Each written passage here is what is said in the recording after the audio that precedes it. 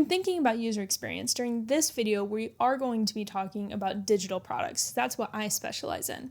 On the screen now, you will see a list of a bunch of things that user experience is used for, and a bunch of different things that go into user experience.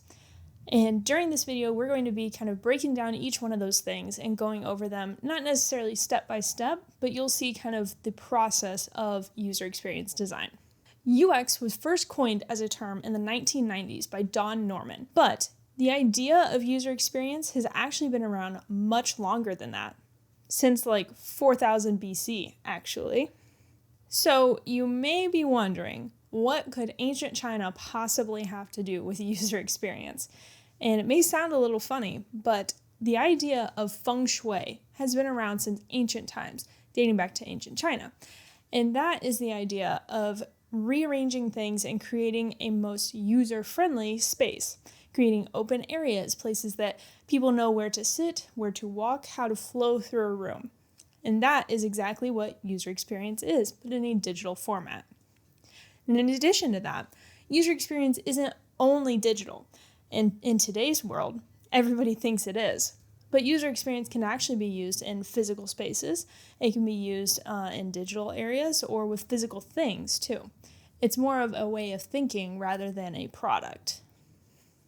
So, the early stages. Now, this is where all of the research happens, and this is kind of the lesser known portion of user experience, but it's actually the most important part. Now, this is where designers will research, they could do interviews, they could talk to users, they would actually determine who the users are in the first place. And there are a bunch of different methods that could go into this, such as card sorting, personas, journey mapping. There's a whole lot of different things that go in here. But this is just the first part of the user journey. Now, this is going to be one of the first interactive parts that we have in this video. And what we're going to be doing is making a target audience. How this works is I'm going to describe a made-up application, made-up digital product, something that doesn't exist. But basically, I'll explain all of the facts that go into whatever this digital product may be, and you'll get the hang of it in just a second. Then, I'm going to pause and kind of give you a time to reflect and think about who might use that product. Then afterwards, I'll come in and explain what the actual target audience would be for that thing. The first application is going to be in the shopping industry. It will be a mobile application, and it's going to be used for the resale of gently used women's clothes. So, who do you think would use this app? You may be thinking of a bunch of different people that could possibly use that, but what I came up with for this was probably women, since it's reselling women's clothes, or people that would be interested in buying women's clothes. And typically it would be people with a lower income or working on a budget. So it could be college students, it could be young adults, it could be high schoolers, something around those lines. So ideally, the target audience for something like this would be young adult women. So it could be from teenagers to, let's say, mid-30s, looking to shop for clothes on a budget. Let's try another one. The industry will be medical. The product is going to be a mobile application and a website, so there's two things here. And the function will be tracking of medical records and scheduling of appointments. So, who do you think would use this app? Now, this one was a bit of a trick. There could be multiple target audiences, and this was a prime example of that. So, for instance, since this is dealing with medical records, there could be doctors or medical assistants or nurses or people that just work in a hospital or doctor's office using this. And since it also has to deal with prescriptions, it could be used at a pharmacy.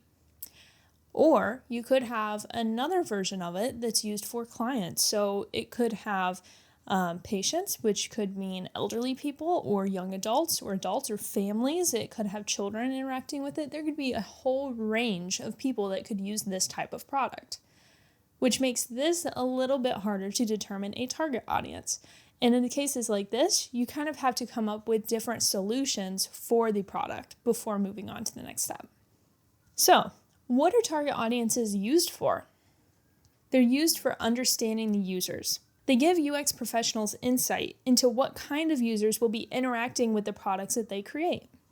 An exercise like this would be used during the research phase of a UX project. So, what are the next steps of a UX process? This could be planning, wireframes, screen mapping, prototypes, and user testing. There could also be a lot of other things that get kind of wrapped up into this middle stage here. But the main idea is that this is going to be the first iteration of an actual product that you'll be creating. Basically, this is where you take all of the research and all the information that you gathered from phase 1 and move it into an actual product. And just a side note, user testing is listed here as well. But that is something that can be done throughout the entire UX process. And there's a lot of different things that go into user testing. User testing could be, sitting down and interviewing someone. That could be part of research. Or it could be handing a digital product over to a user and just observing how they use it. That's also user testing. So we're going to start off this section with another interactive piece. We're going to be doing some card sorting. How this works is that the next slide that'll come up on the screen, I have a bunch of different random words listed. What you're going to do is take pieces of paper, there's 16 total. So you'll take 16 pieces of paper and write down one word on each piece. Then you'll organize the cards how you think they should be organized. And you could also include a few blank cards just in case you want to organize things into groups and you need a group name, something along those lines. Here are the words, and like I said, there are 16 here, so you'll need 16 pieces of paper. And ideally, you could have a few extra pieces in there just in case you want to come up with group names. Here's an example of what the product will look like at the end of this. Since this isn't a hands-on workshop and I'm not right in front of you, it's not really possible for me to sit down and monitor exactly how you're doing this. So if you have any issues, just let me know in the comments and we would be happy to do another video about this. Now that you've written down all 16 words and included a few extra cards just in case, it's time to sort those cards. So what you'll be doing is going through all of those cards, all 16 random words, and figuring out which ones make sense together. So you're going to be grouping them into how you think they should be organized. And I'll have an example of what I came up with after this as well. Now that you have all of your cards sorted, here's an example of what I came up with for the same words that you have. As you can see, I grouped them into 4 separate groups, and I titled them Food, Clothes, Hobbies, and Skills. Now, just because that's how I did it, doesn't mean that's how you have to do it. And that's exactly why we do card sorting. Here's an example of what card sorting could be used for on an actual website. In this instance, we used it for navigation. And this shows each of the 4 categories at the top, then a drop-down menu with each of the topics below. So, what is card sorting used for? The short answer, organization. It gives UX professionals insight into how users expect to see content on websites. And an exercise like this would be used during the planning phase of a UX project. Now, let's talk about the final steps. This could include user interface, or UI design, accessibility, state design, more testing, and development specs. And this last phase is where the visual product is actually created. It's where you come up with the entire look and feel of a digital product. These could include images and graphics, font choices, colors, and overall layout. And while the interface is being created, the UX designer will also think about states, which is happening on the computer screen in this photo. Now, state design is fun, but tedious. Basically, you create every version of an element that can be interacted with in a digital product. And I'll talk more about that in a little bit. Accessibility is also listed here. That's where we think about how users with disabilities or impairments use the product that we're creating. Now, after all of these things, the visual design and the states and accessibility and all these things are thought about, the visual design will be complete and the product will be ready to hand off to a development team. And what I mean by that is that UX designers are responsible for giving developers guidelines for what they actually created. And I'll give some examples of what that looks like later on in the presentation, but just know it's a vital part of this whole process. Now that we've gone over kind of a base of what the process of UX design actually is, let's go over some of those key pieces, starting with wireframes. Basically, wireframes act as guides for how pages will be structured in digital products. They show the basic layout of pages before any visual content is actually added. Now, wireframing takes place early on in the design process, So usually these sketches are made of simple shapes. However, there are different types of wireframes.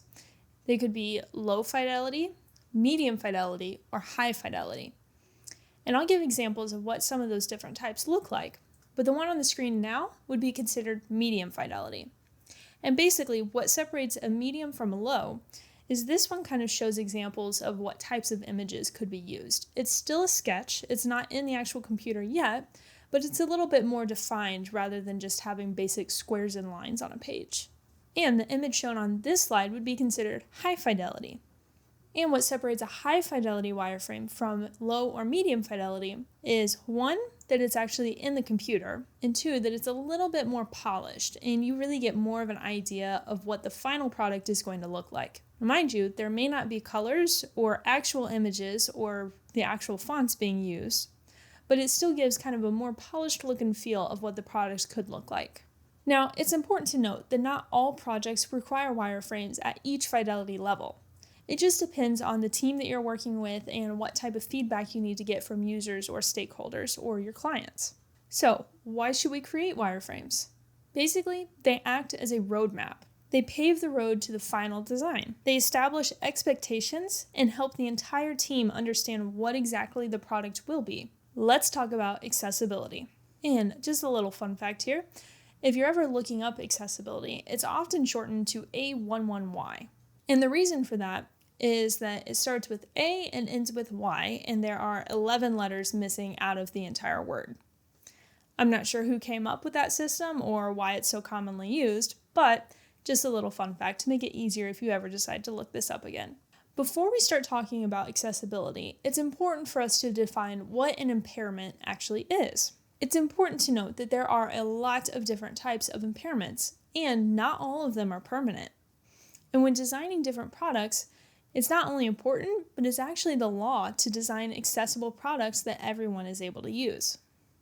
A permanent impairment could mean that you've lost an arm in a car crash. It's something that permanently impairs you for your life. A temporary impairment could mean that you fell off of a dirt bike and broke your arm. So it doesn't necessarily mean that you won't be able to use your arm forever, but just for a short amount of time. And then there's situational impairments. This could mean that you're holding a baby and you're just not able to use that arm at the moment. More examples of this could be that you have trouble using your mouse or a smartphone with a touchscreen, or maybe you're colorblind or completely blind. In all cases, these are impairments. Why should we design with accessibility in mind? Because it benefits everyone. Accessibility expands user and customer bases, and it makes digital products available to wider audiences. Designing accessible products is actually required by law in a lot of places, and the US is included in that. I'll include a link in the bio to a website that gives you specific guidelines about designing accessible products in the US, but it is also important to note that these guidelines do vary by country. Because there are guidelines, there are things that designers and developers are legally required to do to meet a minimum standard to make products accessible. But there are also things that designers and developers can do to make products even more accessible to a wider audience of people. Now, a few examples of what UX designers have to think about in order to create accessible products could include color, contrast, type sizes, icons, links versus buttons, include audio, alternative text, tabbing order for somebody that has to use a keyboard, or voice commands. There's a whole range of different things that go into designing accessible products. As I said, the link in the description will give a standard set of guidelines for US accessibility. Now, let's talk about state design. And even though there are a lot of things in UX that do have a standard set of guidelines, like accessibility, there are also things that are completely open to your creative disposal. State design is one of those things. What is a state? This is where a designer will create every version of an interactable object that's completely possible. Now, for a designer, this means creating about 6, there could be less or there could be more, but about 6 different versions of every interactive thing in a digital product. For example, think about a hyperlink. They're usually blue and underlined, but after you click on it, Don't they usually turn purple? Those are two different states of that link. On this screen, I've included an example of button states. And this is the most common and easiest thing to think of whenever it comes to states. It's something that you click on. This example shows what a button normally looks like. That would be called the primary style. What it looks like when it's disabled, or when you hover over top of it, when you're focusing on it, and when you press it. Buttons aren't the only thing that have states. For example, here's what alert modals look like. These are typically used to inform users of important messages. These are designed to attract the user's attention without disrupting their usual workflow. Here you can see 4 different states, each with a different level of importance. And another example of state design would be input fields. Now, input fields are where users can type in. And in this example, you can see default, hover, focus, typing, enter, disabled, error, and confirmed states. Now, that is a lot of states to think about, but in something with an input group where a user has to type a response, you actually do need that many different versions. Why should we design states? Because they show progress. We design states because they help users understand where they are in a process. Let's talk about development specs. Development specs are detailed documents that designers create to hand off to a development team. They can include interface design details and user experience information. A developer would then use that document to make sure that they create as perfect of a product as they possibly could based off of the designs and the specs that we hand off. Why should UX designers make development specs? Because they make the handoff easier. They help translate the designer's research and creative solutions into a language and a form that developers can actually understand. And just like everything else in the UX world, development specs can vary. Now, on this screen, we've shown 2 examples. Now, the one on the left has much more detailed development specs. It shows a grid system, and it has just a lot more fine-tuned details. And the one on the right is used only for spacing between items on the page. Both of them are useful, and both of them can be used together for the same project. The type of specifications that UX designers create will vary depending on the project and depending on the development team that they work with. For example, sometimes I will give extremely detailed documents, and other times I won't need to make them at all. It just depends on who you're working with. What does a typical day at work look like for me? And the short answer is, there is no typical day at work. It's quite a variety, actually. I get to work on a lot of different projects, and a lot of them have their own timelines, and they work at different speeds. Sometimes I just focus on research, and sometimes I only focus on design, and sometimes I only focus on testing. It just depends on the project. And other times, I also get to work from beginning to end, and I own an entire project on my own. Again, it just depends. But that's the way I enjoy working. So now you're probably wondering if UX is the right thing for everyone.